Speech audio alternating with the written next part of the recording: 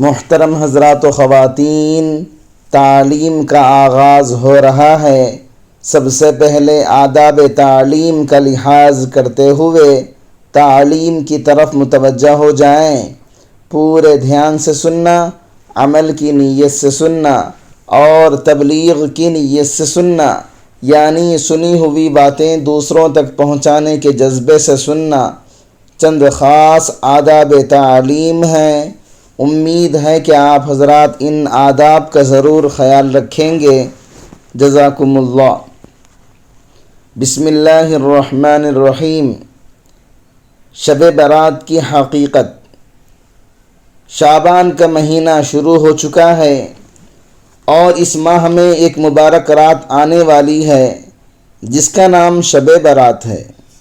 چونکہ اس رات کے بارے میں بعض حضرات کا خیال یہ ہے کہ اس رات کی کوئی فضیلت قرآن و حدیث سے ثابت نہیں، اور اس رات میں جاگنا اور اس رات میں عبادت کو خصوصی طور پر باعث اجر و ثواب سمجھنا بے بنیاد ہے، بلکہ بعض حضرات نے اس رات میں عبادت کو بدعت سے بھی تعبیر کیا ہے۔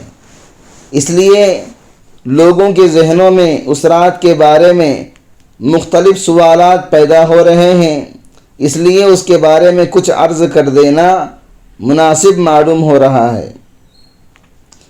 اس سلسلے میں مختصراً گزارش یہ ہے کہ میں آپ سے بار بار یہ بات عرض کر چکا ہوں کہ جس چیز کا ثبوت قرآن میں یا سنت میں یا صحابہ کرام کے آثار میں، تابعین بزرگان دین کے عمل میں نہ ہو، اس کو دین کا حصہ سمجھنا بدعت ہے۔ اور میں ہمیشہ یہ بات بھی کہتا جا رہا ہوں کہ اپنی طرف سے ایک راستہ گڑھ کر اس پر چلنے کا نام دین نہیں ہے، بلکہ دین اتباع کا نام ہے۔ کس کی اتباع؟ حضور صلی اللہ علیہ وسلم کی اتباع، آپ کے صحابہ کرام کی اتباع، تابعین اور بزرگان دین کی اتباع۔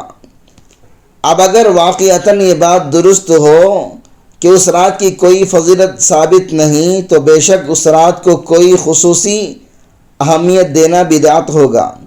جیسا کہ شب معراج کے بارے میں عرض کر چکا ہوں کہ شب معراج میں کسی عبادت کا ذکر قرآن و سنت میں موجود نہیں ہے، لیکن واقعہ یہ ہے کہ شب برات کے بارے میں یہ کہنا بالکل غلط ہے کہ اس کی کوئی فضیلت حدیث سے ثابت نہیں۔ حقیقت یہ ہے کہ 10 صحابہ کرام رضوان اللہ تعالی علیہم اجمعین سے احادیث مروی ہیں جن میں نبی کریم صلی اللہ علیہ وسلم نے اس رات کی فضیلت بیان فرمائی۔ ان میں سے بعض احادیث سند کے اعتبار سے بے شک کچھ کمزور ہیں، اور ان احادیث کے کمزور ہونے کی وجہ سے بعض علماء نے یہ کہہ دیا کہ اس رات کی کوئی فضیلت نہیں ہے، اس رات کی فضیلت بے اصل ہے۔ لیکن حضرات محدثین اور فقہا کا یہ فیصلہ ہے کہ اگر ایک روایت سند کے اعتبار سے کمزور ہو لیکن اس کی تائید بہت سی احادیث سے ہو جائے تو اس کی کمزوری دور ہو جاتی ہے۔ اور جیسا کہ میں نے عرض کیا کہ 10 صحابہ کرام سے اس کی فضیلت روایات موجود ہیں، لہذا جس رات کی فضیلت میں 10 صحابہ کرام سے روایات مروی ہوں تو اس کو بے بنیاد اور بے اصل کہنا بالکل غلط ہے۔ امت مسلمہ کے جو خیر القرون ہیں، یعنی صحابہ کرام کا دور، تابعین کا دور، تابع تابعین کا دور، اس میں بھی اس رات کی فضیلت سے فائدہ اٹھانے کا اہتمام کیا جاتا رہا ہے۔ لوگ اس رات کے اندر عبادت کا خصوصی اہتمام کرتے رہے ہیں، لہذا اس کو بدعت کہنا یا بے بنیاد اور بے اصل کہنا درست نہیں۔ صحیح بات یہی ہے کہ یہ فضیلت والی رات ہے۔ اس رات میں جاگنا، اس میں عبادت کرنا باعث اجر و ثواب ہے اور اس کی خصوصی اہمیت ہے۔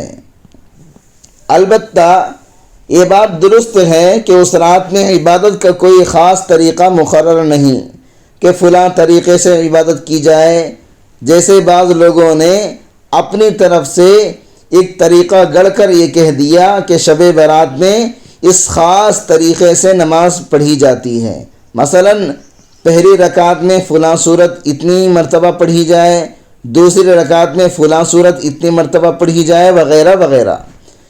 اس کا کوئی ثبوت نہیں، یہ بالکل بے بنیاد بات ہے، بلکہ نفلی عبادات جس قدر ہو سکے وہ اس رات میں انجام دی جا سکتی ہے۔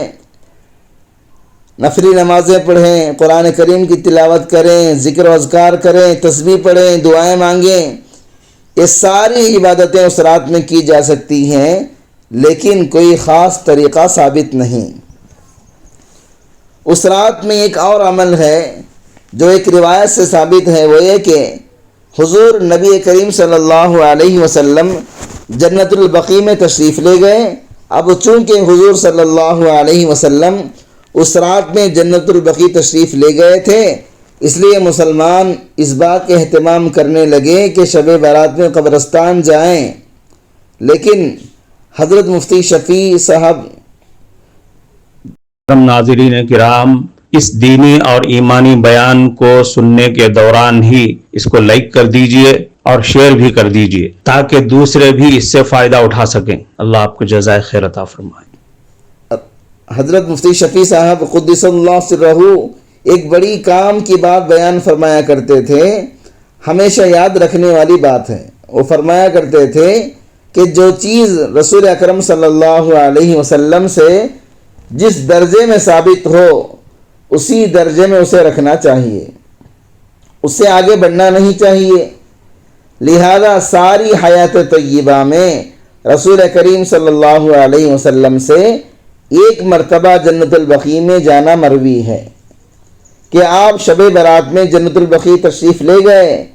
چونکہ ایک مرتبہ جانا آپ صلی اللہ علیہ وسلم سے ثابت ہے، اس لیے تم بھی اگر زندگی میں ایک مرتبہ چلے جاؤ تو اچھی بات ہے، لیکن ہر شب برات میں جانے کا اہتمام کرنا، التزام کرنا اور اس کو ضروری سمجھنا اور اس کو شب برات کے ارکان میں داخل کرنا، اس کو شب برات کا لازمی حصہ سمجھنا اور اس کے بغیر یہ سمجھنا کہ شب برات نہیں ہوئی، یہ اس کو اس کے درجے سے آگے بڑھانے والی بات ہے۔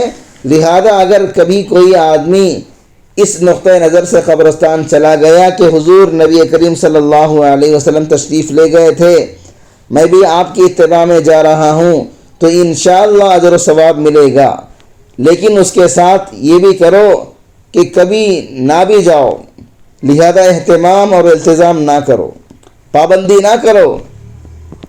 یہ در حقیقت دین کی سمجھ کی بات ہے کہ جو چیز جس درجے میں ثابت ہو اس کو اسی درجے میں رکھو، اس سے آگے مت بڑھاؤ اور اس کے علاوہ دوسری نفل عبادات بھی کر لو۔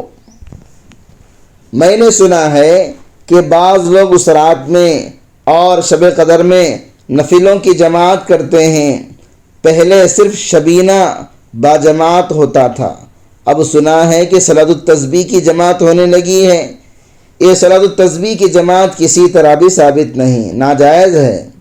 اس کے بارے میں ایک اصول سن لیجئے جو نبی کریم صلی اللہ علیہ وسلم نے بیان فرمایا کہ فرض نماز کے علاوہ اور ان نمازوں کے علاوہ جو حضور صلی اللہ علیہ وسلم سے باجماعت ادا کرنا ثابت ہیں، مثلا تراویح، صلاۃ کسوف، صلاۃ استسقاء کی نماز، ان کے علاوہ ہر نماز کے بارے میں افضل یہ ہے کہ انسان اپنے گھر میں ادا کرے۔ صرف فرض نماز کی خصوصیت یہ ہے کہ اس کے اندر صرف افضل نہیں بلکہ سنت مؤکدہ قریب واجب ہے کہ فرض کو مسجد میں جا کر جماعت سے ادا کرے۔ لیکن سنت اور نفل میں اصل قاعدہ یہ ہے کہ انسان اپنے گھر میں ادا کرے، لیکن جب فقہا نے یہ دیکھا کہ لوگ گھر جا کر بعض مرتبہ سنتوں کو چھوڑ دیتے ہیں، اس لیے انہوں نے یہ بھی فرما دیا کہ اگر سنتیں چھوٹنے کا خوف ہو تو مسجد ہی میں پڑھ لیا کریں تاکہ سنتیں نہ چھوٹیں۔ ورنہ اصل قاعدہ یہی ہے کہ گھر میں جا کر نوافل ادا کریں، اور نفل کے بارے میں تمام فقہا کا اس پر اجماع ہے کہ نفل نماز میں افضل یہ ہے کہ اپنے گھر میں ادا کرے، اور نفلوں کی جماعت حنفیہ کے نزدیک مکروہ تحریمی اور ناجائز ہے۔ کفارہ مجلس کی دعا پڑھ لیجئے۔ سبحانک اللہم و بحمدک، اشہد ان لا الہ الا انت، استغفرک و اتوب الیک۔